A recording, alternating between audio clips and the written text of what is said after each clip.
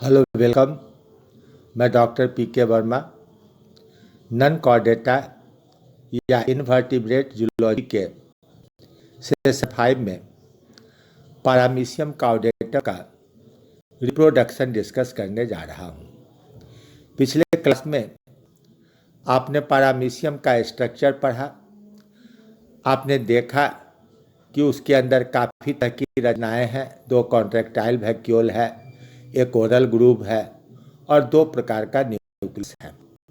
एक nucleus micro nucleus और दूसरा न्यूक्लियस मैक्रो न्यूक्लियस या मेगा न्यूक्लियस है। पैरामीशियम फेवरेबल कंडीशन में, खास रेनी सीजन में, असेक्सुअल और सेक्सुअल दोनों ही तरह के मेथड्स के द्वारा रिप्रोडक्शन कर सकता है। असेक्सुअल रिप्रोडक्शन मतलब गैमीट फॉर्मेशन नहीं होता है, कोई 2 पेरेंट इन्वॉल्व नहीं होते हैं, लेकिन डॉटर्स का निर्माण हर एक पैरामीशियम अकेले एलोन कर सकता है, यानी मोनोपेरेंटल है। अब एसेक्सुअल रिप्रोडक्शन का जो तरीका फेवरेबल कंडीशन में हम लोग देखते हैं वो मोस्टली कैसा है, तो बाइनरी फिजन है, समद्विविखंडन। यह ट्रांसवर्स प्लेन पर होता है।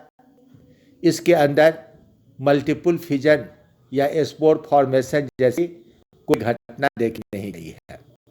तो बाइनरी फिजन इसका अकेला इकलौता तरीका है जिसमें कि यह डिवाइड कर सकता है। अब ट्रांसवर्स बाइनरी फिजन क्यों? तो आप सही जान रहे हैं कि इसमें 2 न्यूक्लियस है, माइक्रो न्यूक्लियस और मेगा न्यूक्लियस। दोनों न्यूक्लियस को डिवाइड करना है।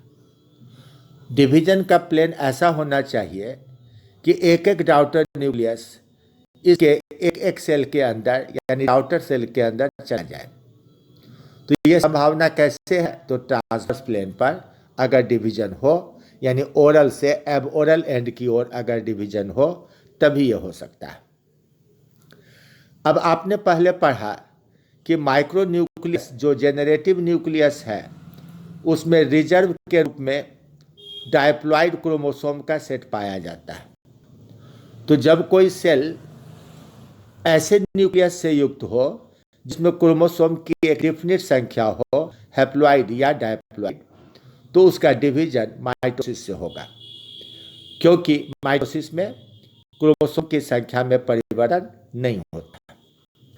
लेकिन अगर वही दूसरा ऐसा न्यूक्लियस है जिसमें कि क्रोमोसोम की डिफिनिट संख्या नहीं है, वो पॉलीप्लॉइड है, कई सारे सेट हो सकते हैं, तो उसमें माइटोसिस से प्राचीन एमाइटोसिस डिवीजन होता है जिसमें न्यूक्लियस लगभग 2 हिस्से में बढ़ जाता है।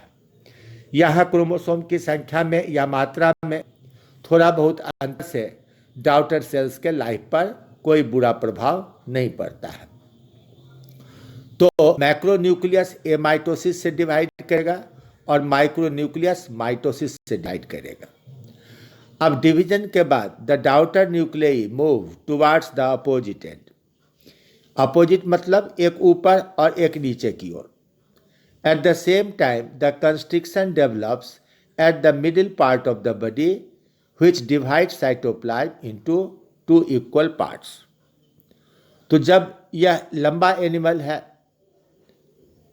एक और ओरल और उसके अपोजिट एब ओरल है और ऊपर नीचे एक एक कॉन्ट्रैक्टाइल वैक्यूल है, तो ऐसी स्थिति में ट्रांसवर्स प्लेन पर जब यह डिवीजन होगा तो क्या होगा कि एक माइक्रो न्यूक्लियस और एक मेगा न्यूक्लियस ऊपर वाले पार्ट में और दूसरा माइक्रो और मैक्रो न्यूक्लियस या मेगा न्यूक्लियस नीचे वाले पार्ट में आएगा, यानी 2 लगभग इक्वल वॉल्यूम के सेल्स बन जाएंगे। In this way, 2 daughter paramecia are produced. Anterior is called proter.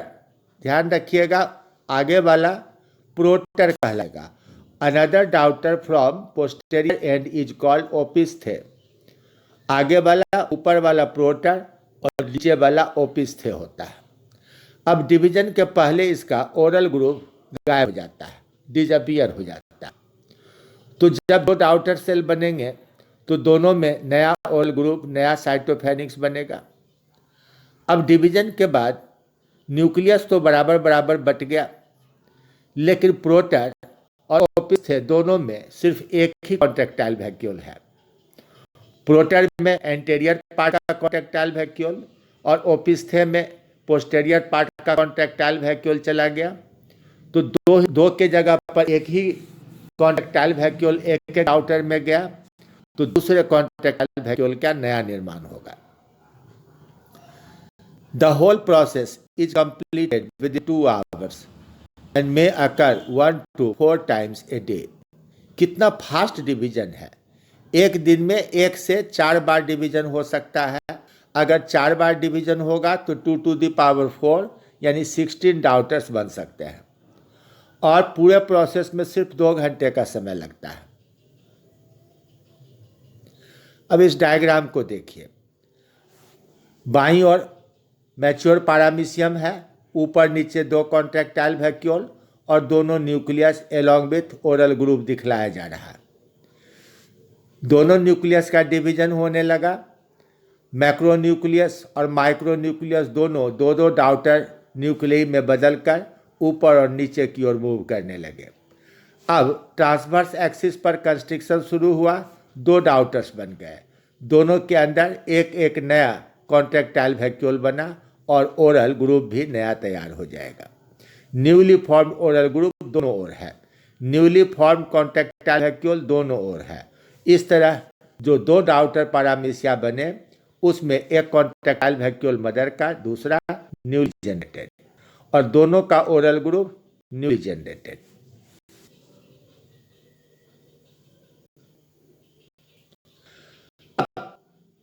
दूसरा तरीका है सेक्सुअल रिप्रोडक्शन।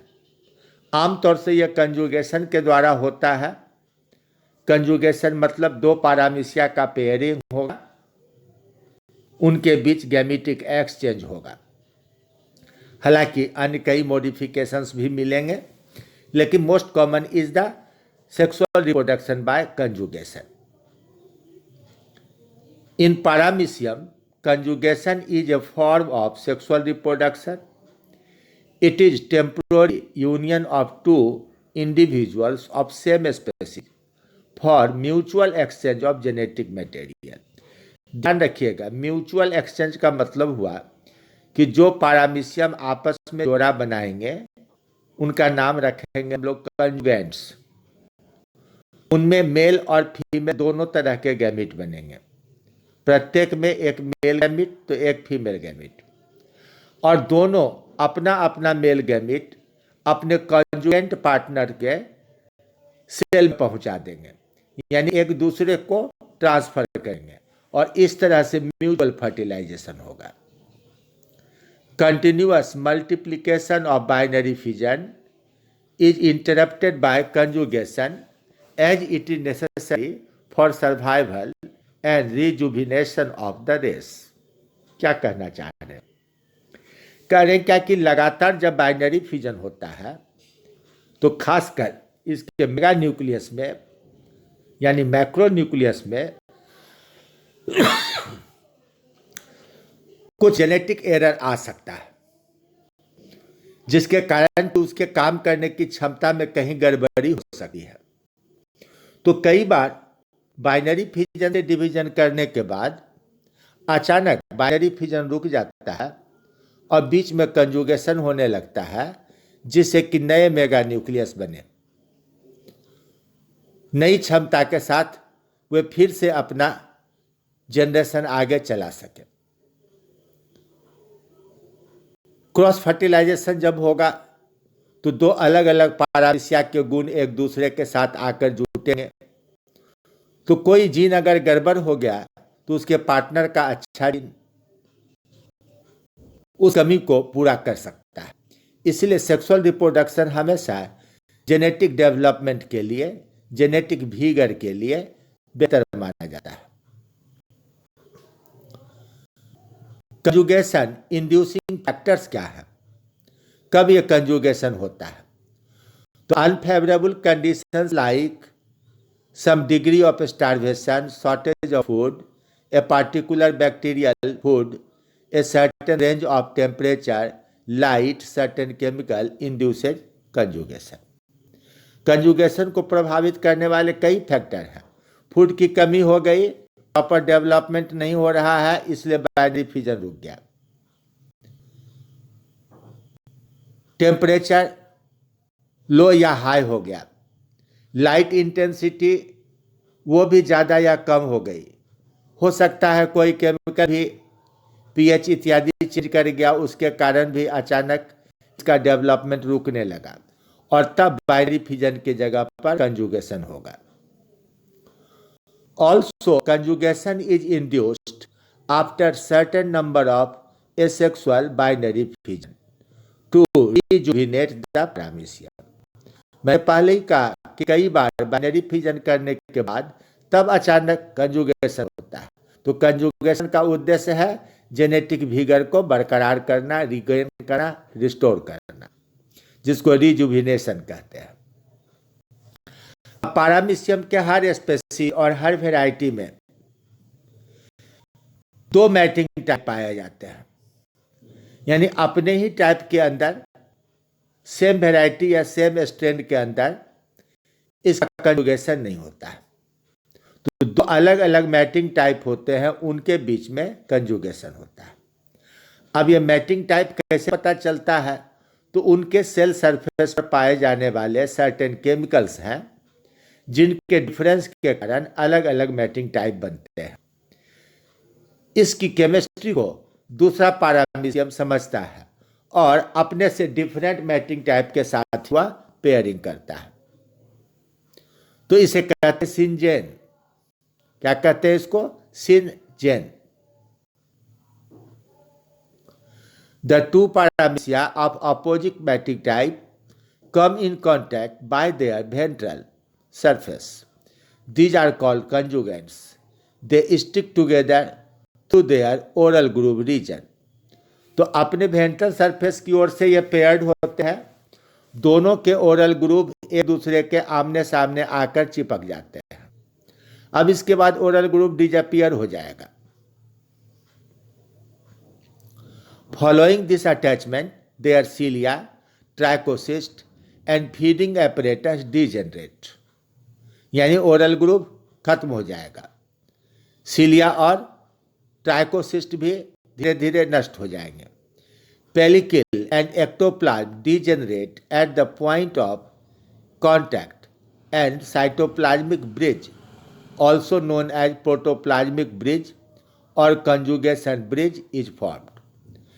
ओरल ग्रूव के पास जहां ये दोनों एक दूसरे के कांटेक्ट में है, वहां पर का पेलिकल डिजॉल्व कर जाएगा, एक्टोप्लाज्म और एंडोप्लाज्म का अंतर खत्म हो जाएगा और बीच से एक रास्ता बन जाएगा, जिससे कि इधर का साइटोप्लाज्म दूसरी ओर, दूसरे तरफ का साइटोप्लाज्म पहली ओर आ जा सकता हो। इसलिए इसे साइटोप्लाज्मिक या प्रोटोप्लाज्मिक ब्रिज कहा गया। इसी के द्वारा कंजुगेशन हो रहा है, तो कंजुगेशन ट्यूब के बदले इसको कंजुगेशन ब्रिज कहा गया, क्योंकि ये कांटेक्ट में है, अलग से ट्यूब जैसा कुछ दिख नहीं रहा है, तो ये क्या हो गया? Conjugation bridge. अब macronucleus dissolves and micronucleus serving as generative nucleus divides by meiosis forming 4 nuclei. अब आप ध्यान दीजिएगा, न्यूक्लियर बिहेवियर जरा कॉम्प्लिकेटेड है। टेक्स्ट बुक की मदद से डायग्राम को देखिएगा केयरफुली कि कैसे न्यूक्लियस डिवाइड करता है और इनमें कितने सारे न्यूक्लियस डिजॉल्व कर जाते हैं या डिजेनरेट कर जाते हैं।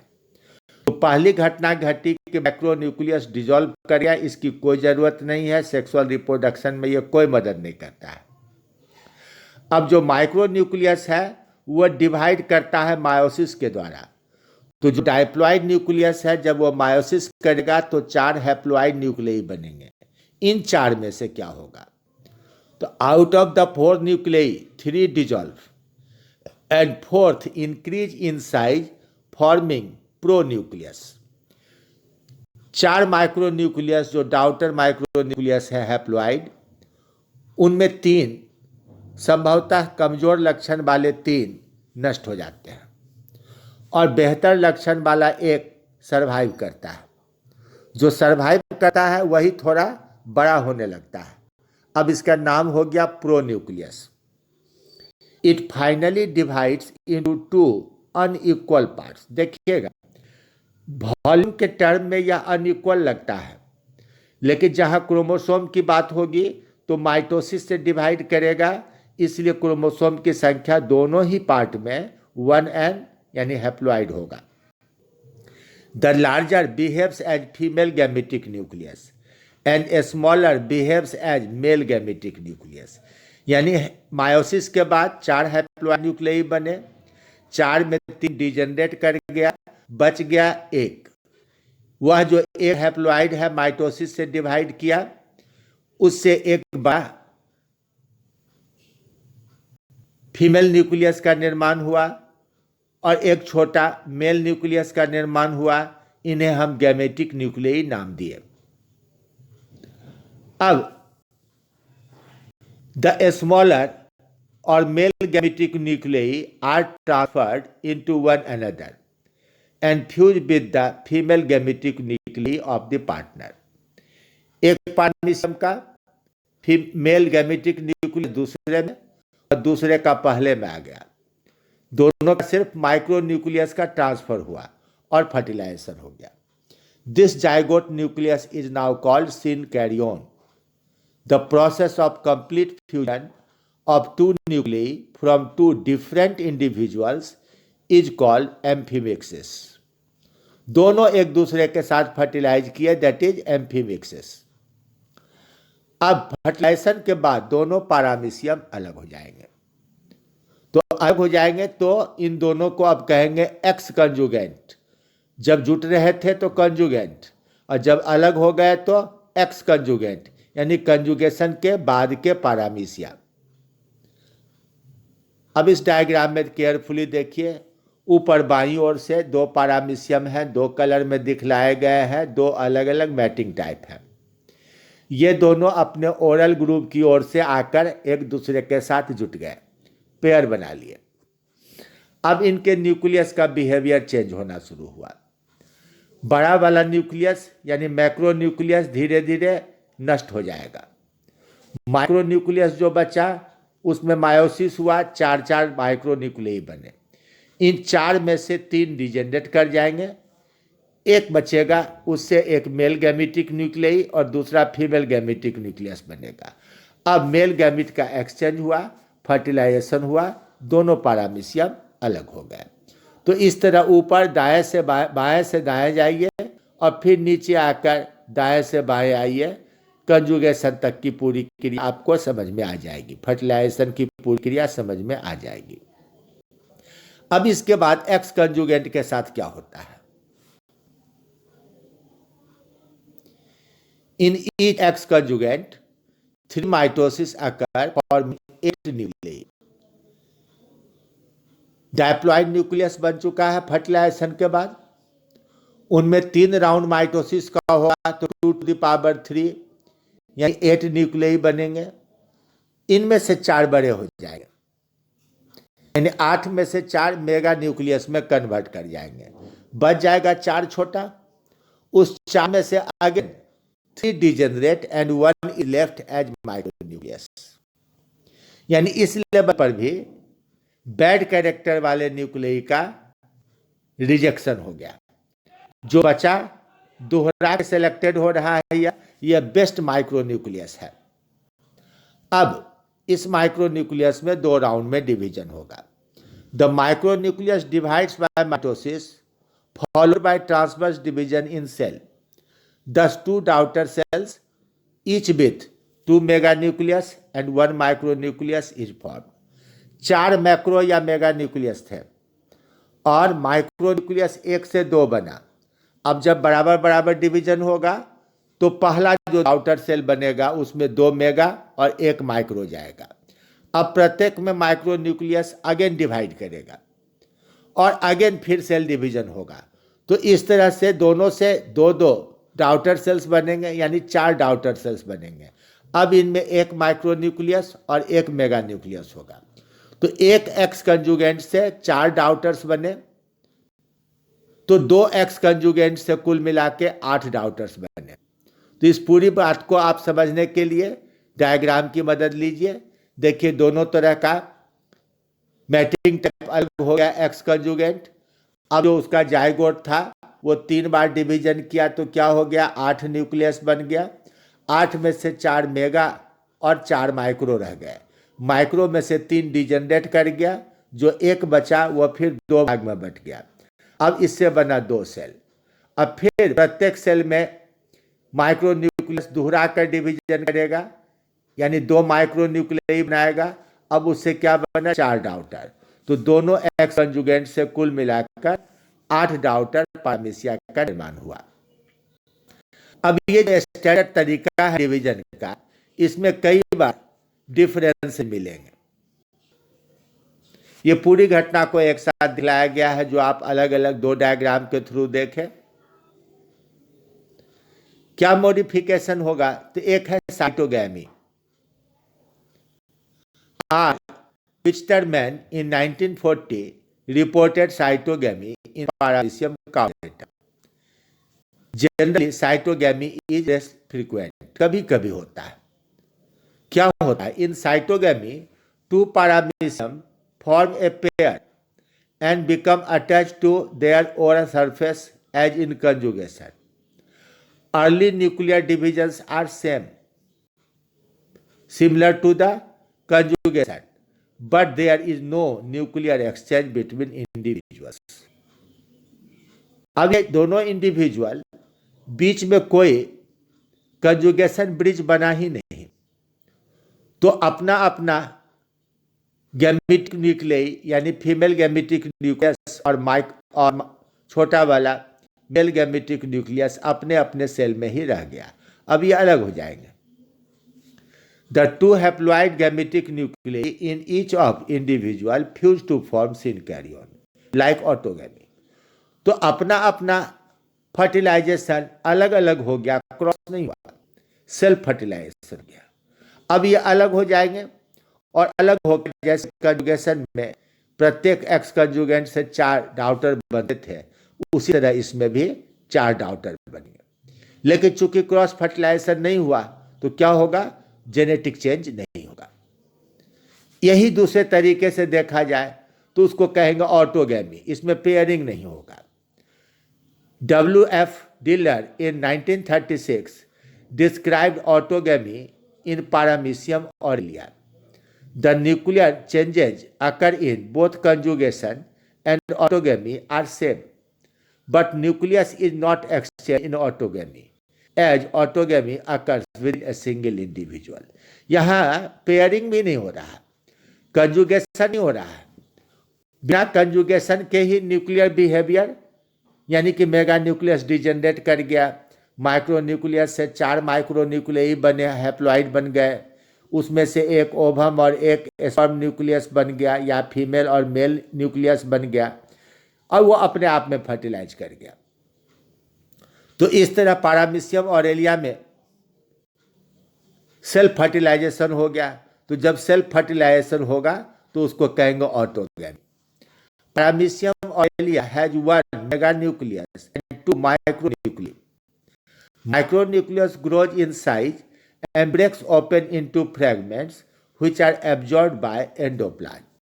इसमें बड़ा बड़ा न्यूक्लियस डिजोल्व करता है तो ब्रेक करके करता है और फिर धीरे धीरे डाइजेस्ट हो जाता है। 2 diploid micronuclei divide meiotically and produce 8 haploid daughter nuclei. Out of these 8, 7 disintegrate. पहले हमने कहा था पारामीशियम काउडेटम में कि एक न्यूक्लियस से 4 बनता है, 4 में से 3 डिजेनरेट करता है।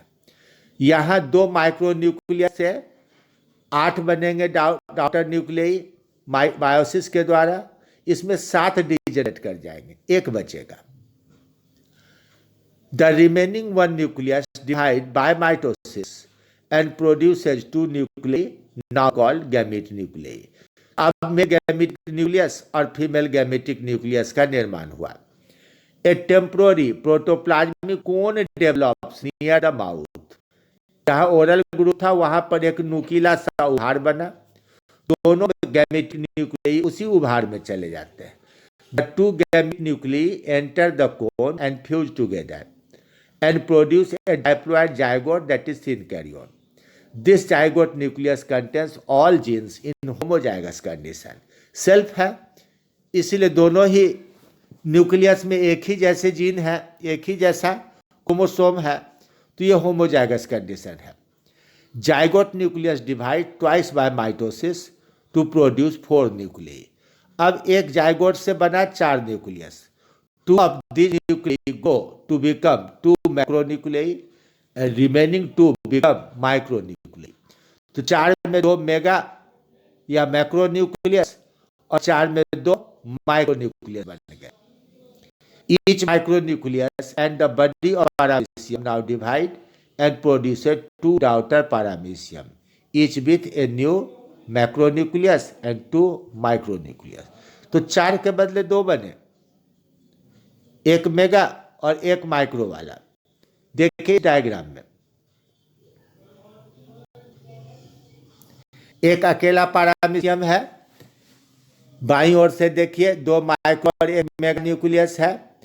मेगा न्यूक्लियस डिसॉल्व कर गया, दोनों माइक्रो न्यूक्लियस मायोसिस से डिवाइड किए तो 8 न्यूक्लियाई नजर आ रहे हैं। 8 में से 7 डिजनरेट कर जाएंगे, बच जाएगा 1। अब 1 में डिवीजन हुआ तो उससे 2 न्यूक्लियाई बने, एक बन गया मेल गैमेटिक न्यूक्लियस, दूसरा female gametic nucleus.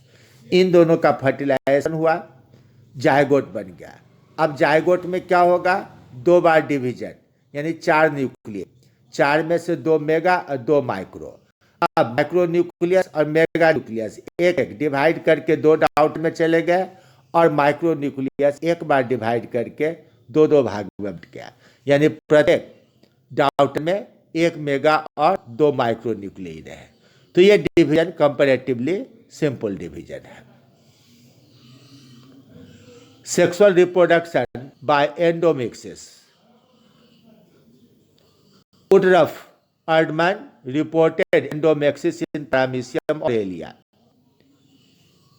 It is one of the methods of nuclear organization.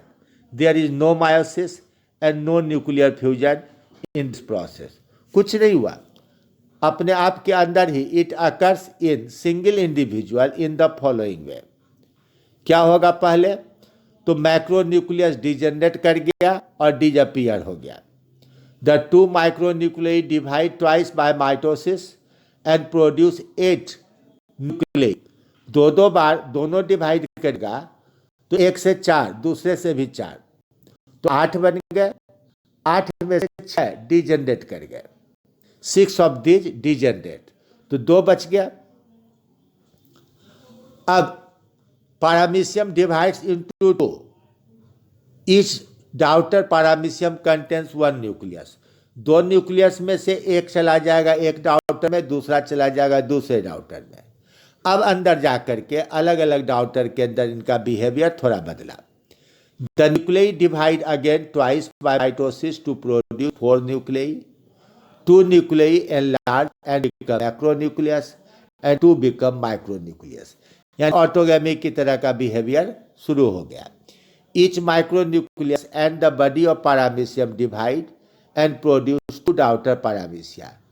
तो जो 2 डाउटर बनेंगे, 1 मेगा 1 माइक्रो गया, फिर माइक्रो डिवाइड करके 2 बन जाएगा। Paramecia get 1 macro and 2 micro nuclei. तो इस तरह से एंडोमेक्सिस के द्वारा 4 डाउटर पैरामीशिया बने एक अकेले इंडिविजुअल से, और इसमें किसी तरह का गैमेटिक एक्सचेंज नहीं हुआ, यानी कंजुगेशन के अलावे जितने मेथड्स हैं उसमें किसी में गैमेटिक ट्रांसफर नहीं होता है, इसमें कोई वेरिएशन नहीं होता है, कोई जेनेटिक चेंज नहीं होता है। इस चीज को इस डायग्राम के द्वारा दिखलाया गया कि माइक्रोन्यूक्लियस 2 से 8 बन गए, दोनों में मायोसिस हुआ, 8 में से 2 बच गए, 6 डिजेनरेट। अब इनका सेल डिवीजन हो गया, फिर प्रत्येक से बन गया 4 या 2 बार माइटोसिस, उसमें से एक बन गया मेगा न्यूक्लियस, एक बन गया माइक्रो, फिर दूसरा बन गया मेगा न्यूक्लियस, फिर एक बन गया माइक्रो। तो इस तरह से दोनों के अंदर दो दो बार डिवीजन हुआ और प्रत्येक से क्या बना, 4 4 ऐसा डाउट है जिसके अंदर एक मेगा और एक माइक्रो न्यूक्लियस है। तो आप इस डायग्राम को अच्छे तरीके से कॉपी कीजिएगा। इंटरनेट पर भी ये अवेलेबल है, मैंने भी इंटरनेट से ही मदद लिया है। और तब इस डायग्राम को पहले बनाइए और जो न्यूक्लियर बिहेवियर चेंज हो रहा है उसको सावधानी से ऑब्जर्व कीजिए। डायग्राम में कलरफुल बनाइए, ज़्यादा आसानी से तब आप डिवीजन दिखला सकिएगा। और तब जब ढंग से ये बन जाए डायग्राम में ही सारी बातें हैं, उनको आप समझ लेते हैं, तो उसके बाद आप फिर रिटन स्क्रिप्ट को पढ़ेंगे, आप पूरी तरह से इस टॉपिक को समझ जाएंगे। Thank you very much.